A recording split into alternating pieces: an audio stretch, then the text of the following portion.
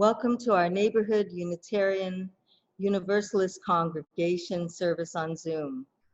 We welcome you here as we stay emotionally and spiritually close in these times when we need to stay physically apart. My name is Allison Kabayama, and I will be your virtual service leader this morning. Our guest speaker is Ellen Newman. Our musical director, Suzanne Mazars, and the Comfort Choir are here in the sanctuary.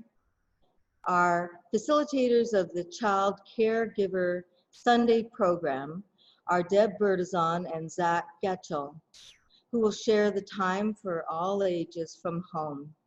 Our minister, the Reverend Wayne Walder, is away. We also have Gordon Thorne and Catherine Campbell, who are doing the Zoom web hosting duties.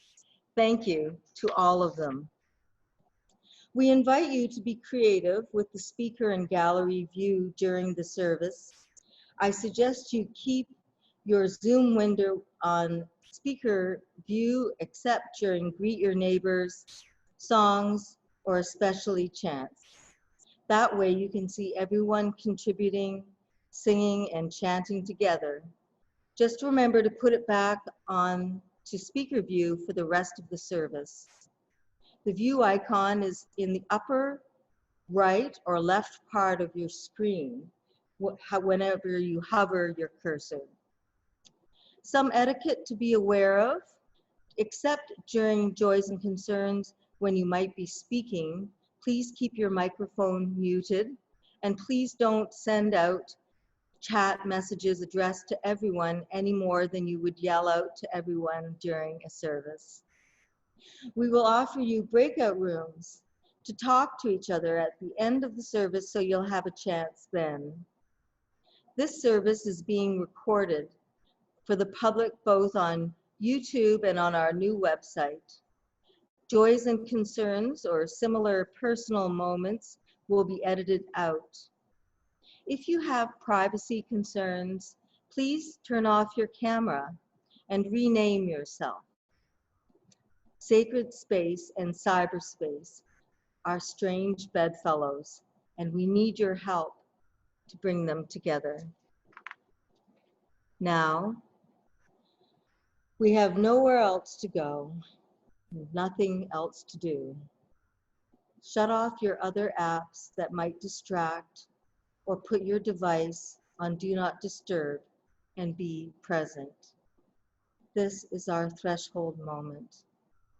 Let's enter sacred space together. Let our service begin now.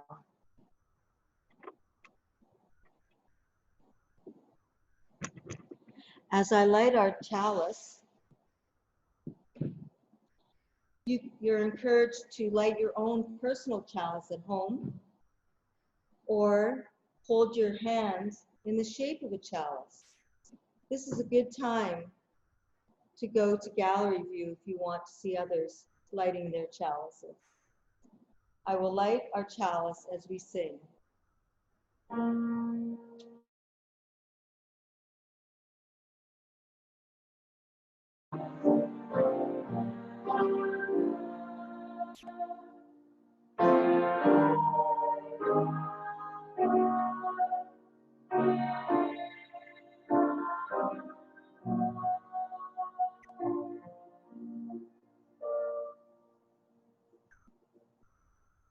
And now for our prelude. Suzanne, would you introduce it?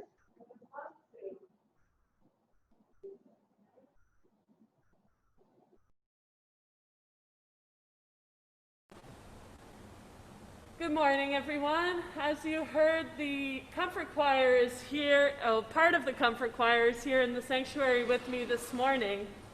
And we haven't been able to sing together since the pandemic started in March. But normally we sing once a week at Michael Garron Hospital in palliative care. In the meantime, we've been meeting on Zoom to keep up our singing and to keep our connection.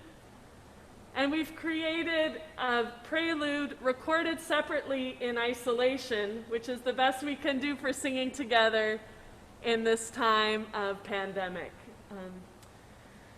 The images have all been taken by our own Peter Marmerick, who also put the video together for us for your viewing and audio pleasure this morning. Hope you enjoy our take on meditation on breathing.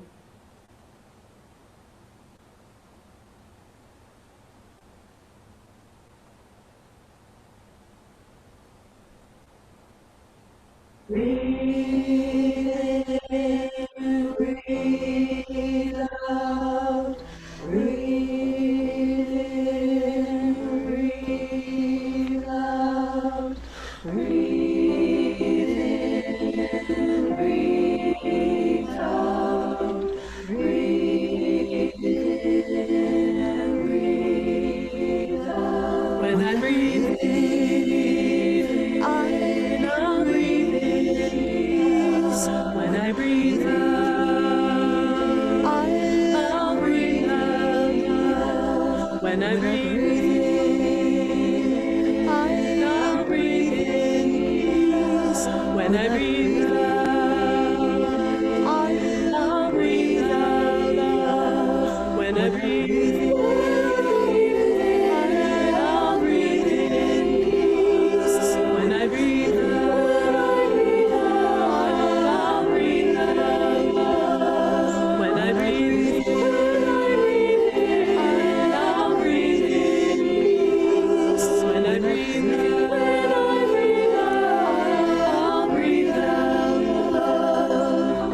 People get ready. There's a train coming. You don't need no baggage. You just get on board. All you need is faith to hear the diesel humming. Don't need no ticket. You just thank the Lord. Breathe in, breathe out. Breathe in, breathe out. when I breathe in,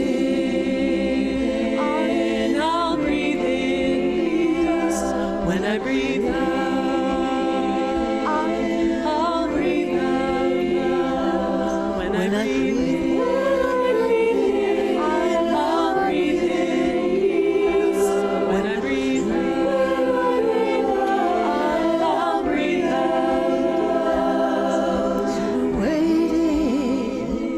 Waiting on the world to change.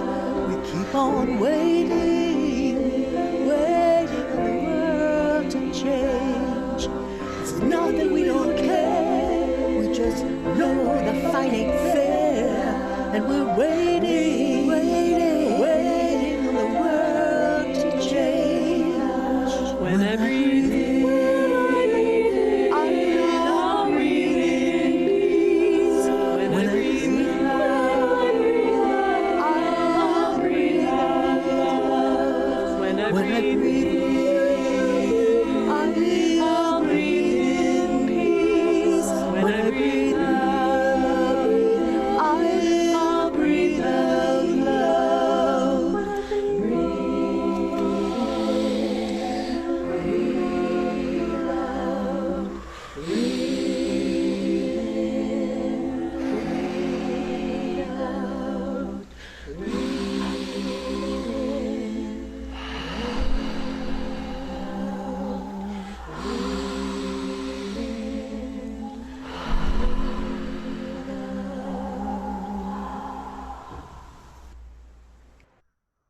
Thank you, Suzanne, and the Comfort Choir, and Peter. Good morning and welcome. Today, almost all of us are in our own homes in isolation. Let us remember that these homes are on the traditional land and territories of the Wendat, the Anishinaabe, the Mississauga, the Haudenosaunee, and the Ojibwe Chippewa nations. Indigenous peoples have been acknowledging the land at the beginning of gatherings, ceremonies, and events for time immemorial. Using and participating in a land acknowledgement is a way to recognize the enduring presence and resilience of Indigenous peoples. It is also a reminder that we are all accountable to these relationships. If you are visiting us for the first time, we extend a special welcome to you. Please stay around after service and you'll have a chance to talk to members of our community about who we are and what we do. At Neighborhood, our mission is to empower spiritual growth and shared action to the care of the world. Our theme for today is Live Your Way, Die Your Way. When I heard the theme for today, my first thoughts were how my parents lived and died, and what I will want to do when my time comes near. My mother was very practical and considerate of her children in ways that she took care of business. To this end, she made arrangements very early on to relieve us of the cost and worry of decision-making with her local funeral home. She didn't dictate the course of her memorial service, but made evident in her life the particular UU hymns and songs she loved. Her consideration and an end-of-life workshop offered by our own death doula, Anna De Felice, at Neighborhood convinced me to do same. A few years ago, I was preparing for a major surgery and decided to get some of my affairs in order. Death can be a scary conversation, but I was glad to have made sure that at least my financial affairs were in order. I didn't manage to plan my service, but I still intend to do this, even though there is no pressure from a major medical issue. I just like the idea of taking care of things and ensuring my family is given the same kind of thoughtfulness and relief that was gifted to me. But my greatest regret was that I was not with either of my parents when they passed. This in part is some of the reason why I've been singing with the Comfort Choir for the past 8 years. I hope to provide some measure of care and relief to patients and friends who are suffering or nearing the final threshold. For scriptural readings, Unitarians draw from many different sources. Today, I've chosen a passage by Charles Caleb Colton, who's the English cleric, writer, and collector, who wrote, "Death is the liberator of him whom freedom cannot release, the physician of him whom medicine cannot cure, and the comforter of him whom time cannot console." Traditionally at this time in service, we ask you to turn to your neighbor and greet them. In this virtual space, it will happen a little differently. So now briefly unmute your device and offer a greeting to those on either side of you in gallery view. You have 1 minute and we will sound a chime at the end. Now take a moment to greet the neighbors around you. Hi, Thank Peter. you, Peter. Thanks, Peter. Hi, Peter. Hi, Lauren. You as a P. Full Kurt, video. Yeah. Never could see. Terry, and Bruce. Hello, Peter. Hi, Suzanne. Hi, Catherine. Hi, Zach. Deb. Hi, Allison. Fred, I'm so sorry about Peter. I hope you guys Hey, Peter's picture. Zach. Good morning. Deb. Hi, Dina. Good morning. Lauren. And Mary. Hi, Oh, Fred and I see a little Phyllis. puppet.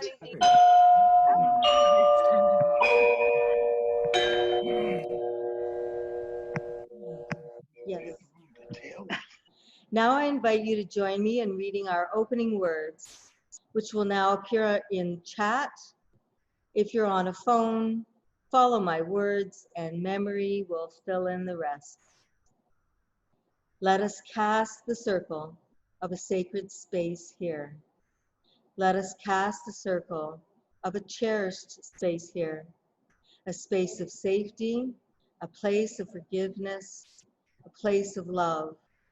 If we want the world to change, we must craft in our space and in ourselves the seeds that grow a different kind of life, a life of graciousness, of creative intelligence, a place of life and spirit for ourselves and our families. Now, as we hold this place open to grace and insight, please join the Comfort Choir for our opening song, Golden.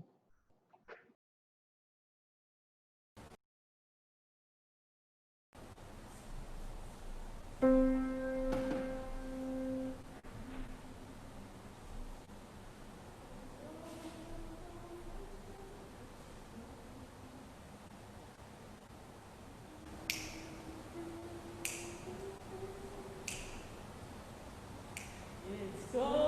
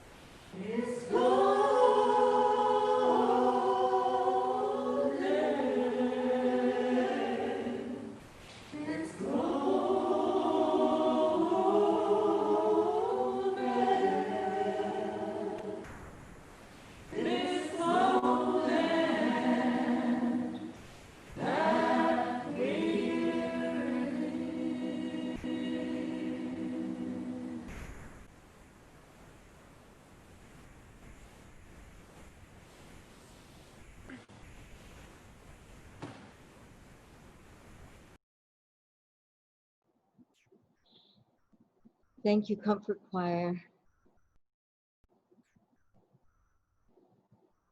Now, all the young and young at heart, please come up and get close to the screen because Zach is going to share a time for all ages. Zach? Good morning, everyone. It's so good to be back with you after a couple of weeks with First Unitarian Congregation. Today, we're talking about living well and dying well. And I was inspired to share with you all a conversation that I had with my son, Cameron, a couple of weeks ago. One thing that you should know about Cameron is that he doesn't like bugs that buzz. The noise bothers him. The fact that after they've buzzed past your face, you can't see where they've gone bothers him. And he just generally doesn't like them very much. Well, we were playing together one day recently when a fruit fly buzzed past his head. Naturally, he started to react to the bug and got quite upset fairly quickly. I helped him to breathe and to calm himself down, and we started to talk about why fruit flies aren't something to be afraid of. I explained that a fruit fly can't hurt you, and more than that, it wouldn't hurt you if it could, because it doesn't have enough time in its life to worry about hurting you. I told him that fruit flies live for like a day, which he immediately corrected me on. Well, we looked it up and he was right. Fruit flies can live up to 50 days. Well, I explained that what I'd said earlier was still true. Fruit flies' entire lives, from the time they're born through the time they grow up and until the time they die, is less than 2 months long. That's less than one summer. And so a fruit fly is so busy living its life that it doesn't have time to worry about hurting us or about bothering anyone else. Well, I thought about it later, and I realized that a lot of people could learn from the fruit fly. You see, I've known a lot of people, including myself when I was younger, who are always saying that they're bored. Have any of you ever been bored before? I know I have. There are a lot of people out there who get bored every day and just don't know what to do with their time. Something else I've noticed is that being bored can be quite bad for you. Very often I've found that people who are bored will make bad decisions that they wouldn't have made if they weren't bored. Worst of all are the times that being bored can make people get mean. I've seen people make fun of each other and even get into physical fights just because they were bored. Now, I have a question for you. Do you think a fruit fly ever gets bored? I don't think so. I think they're so busy filling their short lives as much as they can that I don't think they have enough time to ever be bored. So, how can knowing this help us?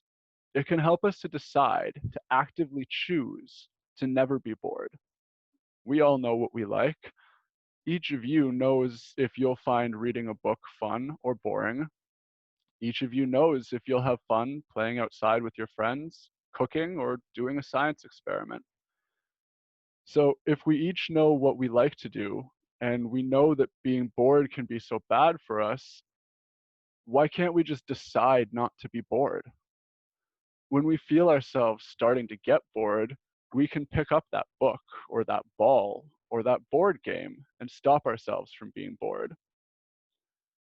When we do that, it's called living with intention. And in my opinion, it's what a fruit fly does. What it means is that you do things in your life because you want to, because you find them fun or valuable to you. It means that you don't do things because other people want you to, or tell you and think that you have to. And it means that you don't do things because you're bored and don't have anything else to do. It means when you get to the point of thinking you don't have anything to do, you look for something. So I'd like to leave you all with a challenge today. The next time you start feeling bored, don't let it stick. Channel the fruit fly and find something doing that's worth doing for you. Draw some art, do some math. Hey, that's fun for some people. Or make some music. And remember, if you live a life full of intention, you can live a life as full as the fruit flies. It's the end of our time for today. Thank you for listening. Thank you, Zach. Never thought about the fruit flies that way. This is a special time in our service when we invite you to come forward and we light a candle for a joy or a concern in your life. If you're watching us, at the bottom of your screen, there's a participants command that will bring up a list of participants. And at the bottom of that list is a command to raise your hand. So raise your hand if you want to light a candle for a joy or a concern. If you're on a phone without a screen, you can raise your hand by pressing *9. So either way, just raise a hand if you'd like to speak. And I'll ask you to speak in your turn. To speak, you have to unmute yourself. You can do that from the participants list or by holding down the space bar on your keyboard or by pressing *6. Once you've spoken, please remute yourself. And if you're a co-host of this meeting, you can't raise your hand, but just click on the word yes at the bottom of the participants list. Please respect the sacredness of the ritual and refrain from making announcements and telling stories. This is a cherished time in our community that brings us closer in times that are separating us. First, I'd like to light a candle for everyone suffering from or dealing with food insecurity, lack of housing, ill health, loss, or the passing of loved ones.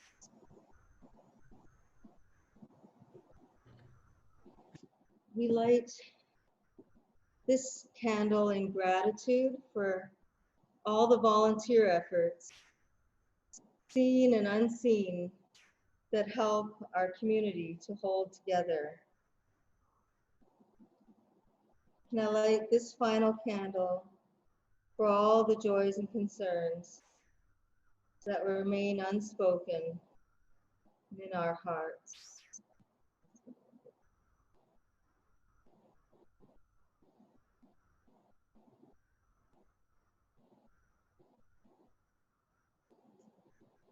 Now we have time for meditation or prayer. I invite you to feel comfortable, seated. As you feel comfortable, resting your hands in your lap. Close your eyes or soften your gaze. And we'll play another piece by the Comfort Choir called Deep Peace.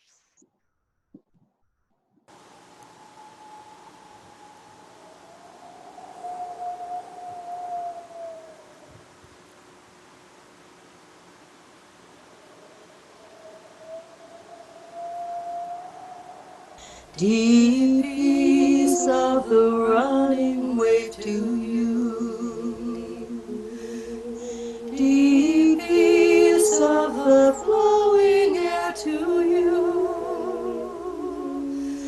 Deep peace of the shining stars to you.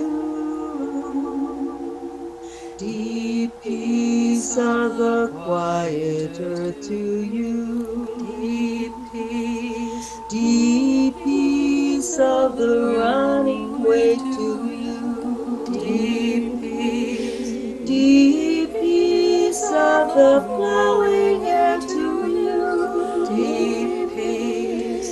Deep peace of the shining stars to you.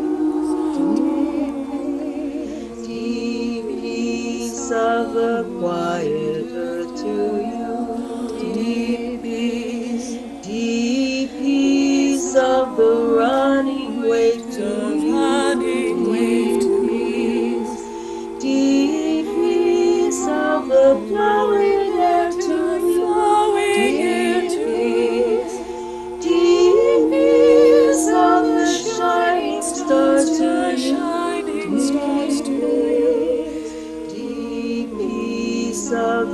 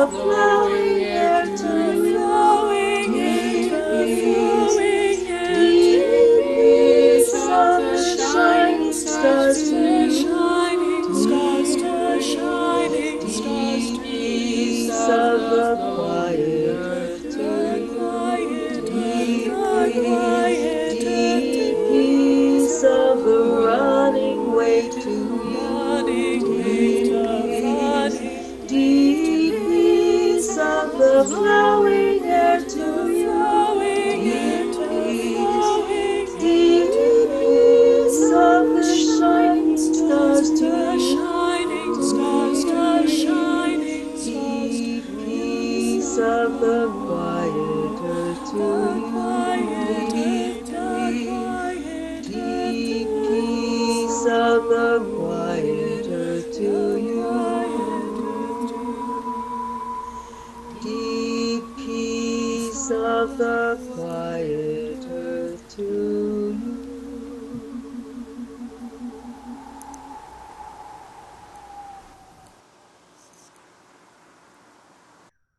And thank you once again to Peter and Suzanne for helping the Comfort Choir record that and put it in this beautiful video.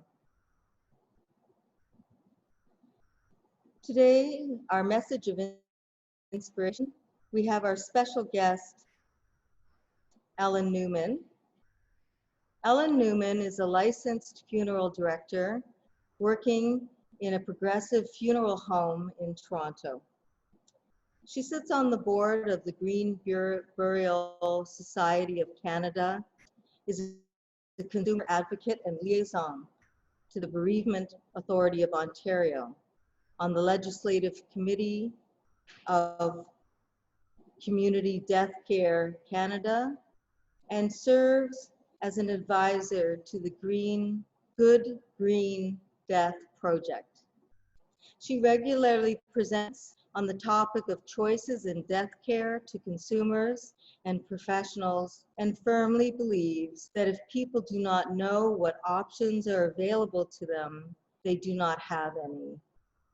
She's committed to working toward change that allows for a more participatory, empowered experience at the end of life. Please be aware that in the slides accompanying Ellen's message, there will be pictures of people caring for their deceased loved ones, so you can know in advance for ourselves and for our children. And now, here's Ellen. Thanks very much, Allison. Good morning, everyone. I'm delighted to be here to speak about death, not only because death is my life, but because I feel my purpose is to promote death positivity. And this is as a way to bring death back into our lives. So some people find that term amusing or confusing, death positivity. How can one be positive about death? I'm not sure that I can answer that, but my observation as a death care professional is that the way we view dying and death in our society doesn't seem to be very healthy. And the way we care for our dying does not give them the dignity, comfort, and freedom that they deserve. And the way we care for our dead does not provide us with an opportunity to express our love, to grieve, mourn, and honor our dead in a way that is meaningful and unique to us. We are so vulnerable at the time of death, and how we experience that initial phase of grief is critical for us to be able to begin to integrate that experience of loss and accept it as part of our lives so that we can move forward and embrace the fullness of life again. Things are changing in death care. There has been and continues to be a shift toward greater personalization of funerals and memorials. What we know in North America as the traditional funeral was very heavily religious, very influenced by Christian practices, and due to changing demographics, that's no longer the norm. Many people now cremate for religious or cultural reasons, and cremation now accounts for 70% of all dispositions in our province. And while we baby boomers, we like to do things our way. We're living longer, but not necessarily better. Long-term chronic health problems that affect our mobility and our emotional and mental health are becoming the norm. And this has fed into the Dying with Dignity movement and medical assistance in dying. Evidence of a desire for greater control and autonomy over our own dying process. And that extends to what happens at our bodies at death and afterwards as well. And I'm seeing a trend towards including the sacred and adding meaning, ritual, and ceremony in ways that feel familiar, but look different. Most of us want to die at home, surrounded by our loved ones. You can leave this slide here, Catherine. Sadly, only 15% of us will have this experience, leaving the rest of us to die in a more institutional setting.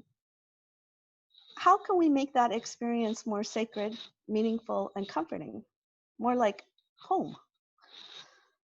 Have you ever thought about what might be your ideal death experience? Where would you be? Who would be there? What kinds of things might bring you comfort as you die? They say the sense of hearing is the last thing to go. What would you like to hear as you die? Would music be part of your end of life? Would you invite the comfort choir to sing to you? I think I would like that. Maybe you'd like to hear the voice of a cherished loved one telling you the story of your own life, or reading out notes that people have brought just for that purpose. What about massage, scents, other sounds like bells or drums, or the wind in the trees? What kinds of things give you comfort when you are stressed, anxious, or in pain? Those are likely the things that will help you in your dying time as well.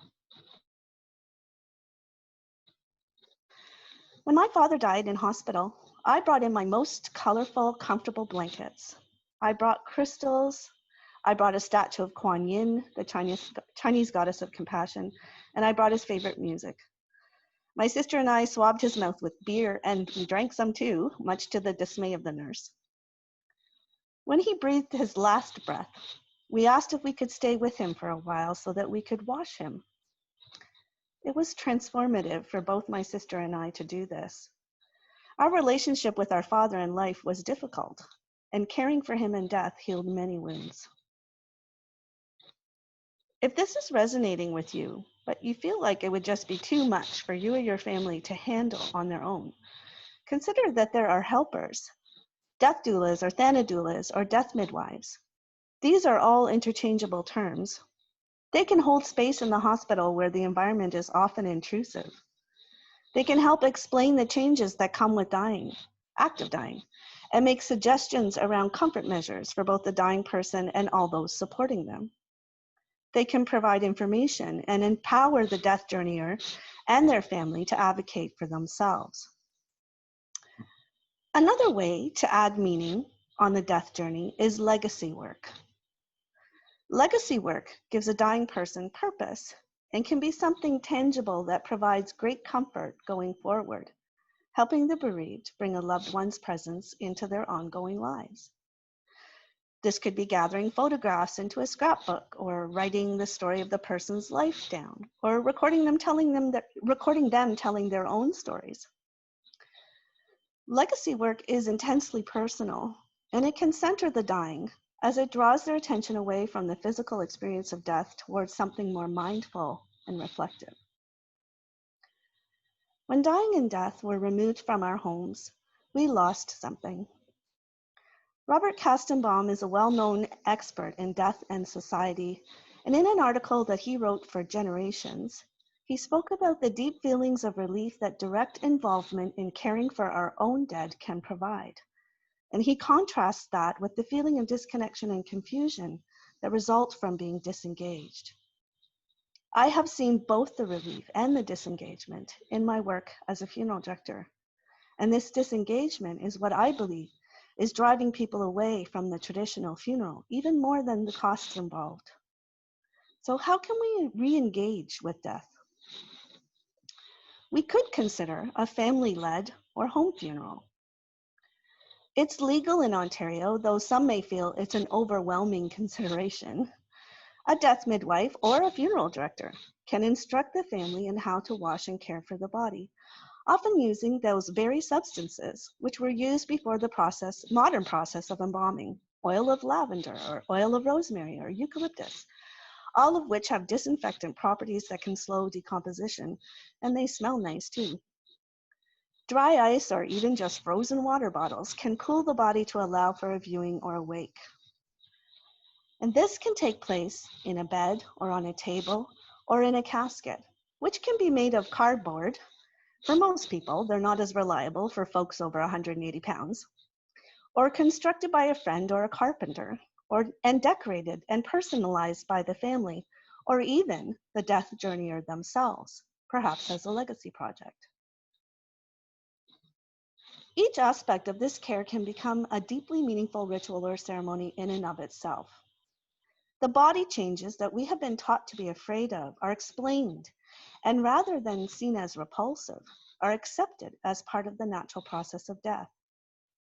It's recommended that a burial cremation take place by the 3rd day, both for practical reasons and because it seems to take that amount of time to feel as though the essence of the person has left the body. A home funeral allows for the family to have many uninterrupted hours alone with their loved one, and it gives those who wish to join the family and support them in their grief a much greater window of opportunity to do so. The family can then transport the body to the cemetery or the crematorium themselves.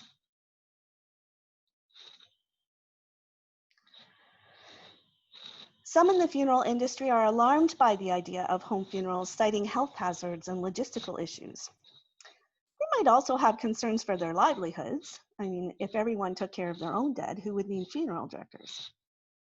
I personally don't believe large numbers of people will choose to care for their own dead at home, just like a large percentage of expecting parents don't choose home birth, even though the option is available to them. I do think that the trend toward increased family involvement in the care of their own dead will grow, and it's important for us to start talking to each other and the people in death care about the options that have meaning to us. Some funeral homes are now offering more personal, meaningful death care options for families. Some now have ritual bathing rooms. One group of funeral homes has created beautiful cremation witnessing facilities. These rooms can accommodate significant numbers of people and feature comforting and dignified decor. The idea of witnessing a cremation may make some of you uncomfortable, but for those families who have requested it, it was a powerfully moving and transformative event. And what about we Unitarians? The celebration of life several weeks after the cremation has taken place has long been our way, but the person of honor is rarely present. We don't celebrate a wedding or a baby dedication without the couple or the baby. I often wonder why we're celebrating life without the dead. I believe there is great value in having the dead present. This is what I believe is central to the experience of a home funeral and or caring for our own dead. To see death up close, to come face to face with the reality of it, helps us deal with our own existential terror so that we can integrate loss. And I can't think of a more poignant and powerful way to honor a person's inherent worth and dignity than lovingly caring for them in death as we did in life. We all come to the experience of loss in our own way. I don't intend to make anyone feel as though their custom or personal inclination is wrong or harmful. I do feel that we haven't really had permission to invite death into our lives, and the dead have long been made to seem creepy, frightening, and dangerous, mainly thanks to the funeral profession. And it doesn't have to be that way. There are many other options besides expensive caskets and a bunch of ghoulish funeral directors hanging around in their black suits. And I encourage you to make the time to consider how you would make death a more meaningful experience for yourself and for your loved ones. Together, we can bring death back into life. Thanks very much. Thank you very much. It gives us so much to consider. In these times of isolation, let us not forget that this congregation is a living entity, and like all living things, it must have nurture and sustenance. If you are making a pledge, we encourage you to keep those current, and we are seeing that members are doing just that with pre-authorized withdrawals. Thank you. As we contribute to the life of this community, we affirm our lives within it. We can't pass the basket, but for those who do make contributions to the baskets each week, please consider writing a check or making an e-transfer, which is the most cost-effective way to give. You can also go to the website and use the PayPal function. Thank you. Now, Suzanne and Shirley and Karen and I will lead us in the final song. This is a song we learned for the celebration of life of a dear member of our community, Diana Meredith. We'd love for you to sing along.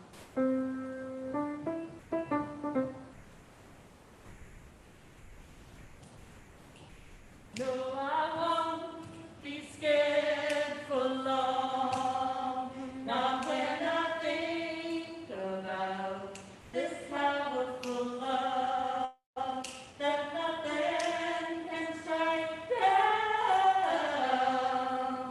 This powerful, powerful love, and I won't be scared for long.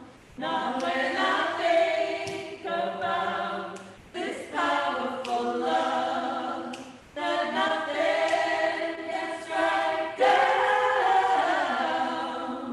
This powerful, powerful love. I'll make long distance calls.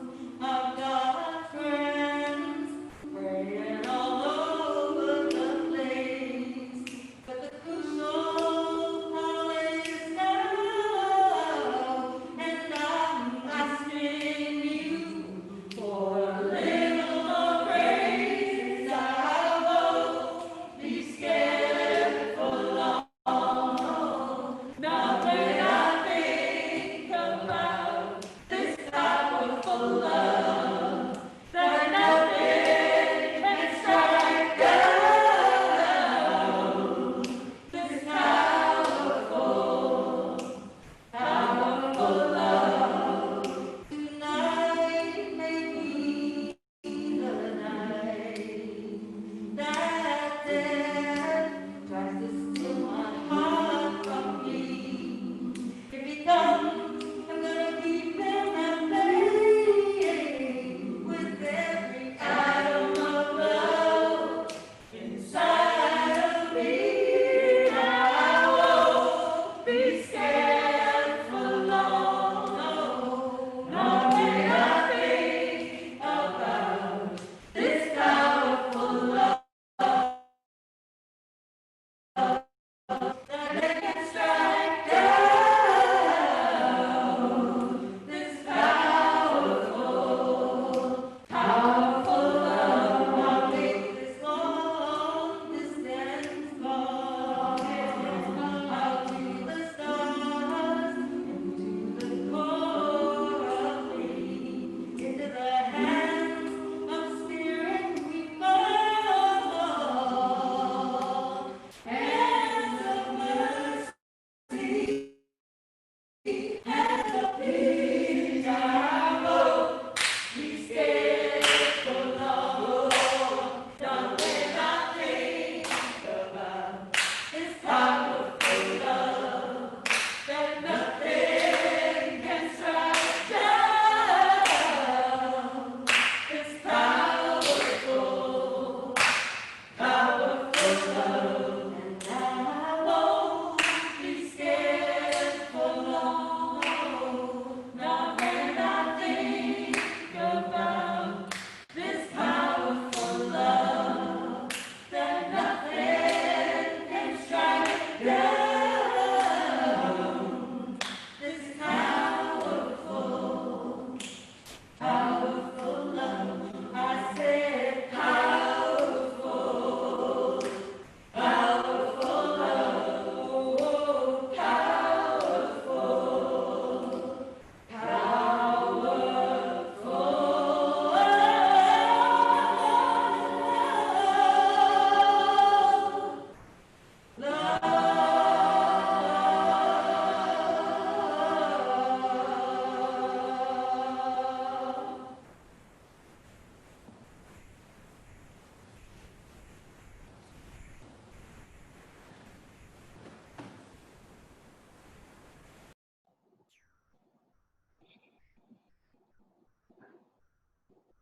Thank you.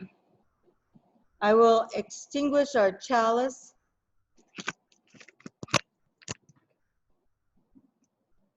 As we sing.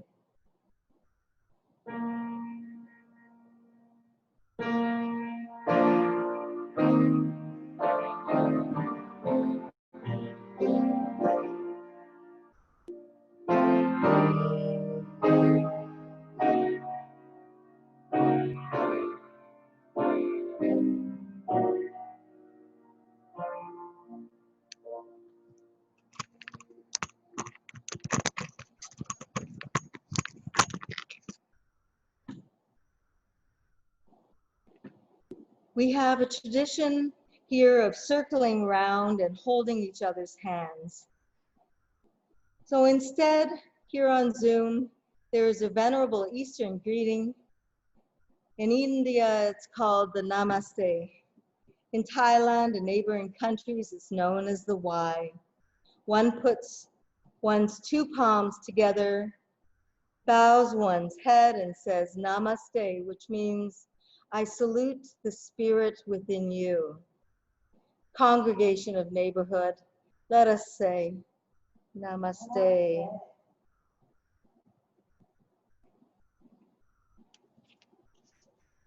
Today, I will leave you with the words from Yoshida Kenko, the Japanese author and Buddhist monk from the 13th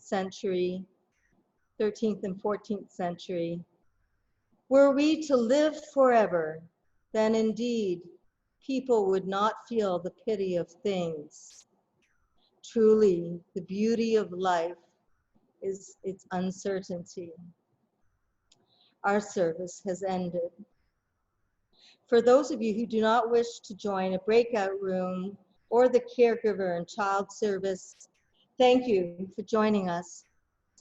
Please close your Zoom meeting or hang up your phone to exit. Everyone who remains here will be assigned to a breakout room. If you wish to participate in the caregiver and child service, exiting the breakout room will bring you back to the main room where the caregiver huddle will take place. Breakout rooms will begin shortly and last 30 minutes. For those entering the breakout rooms for conversation and fellowship, consider this. Do you have a story of a loved one passing? And what would you like to have done or didn't do? To everyone, go in peace.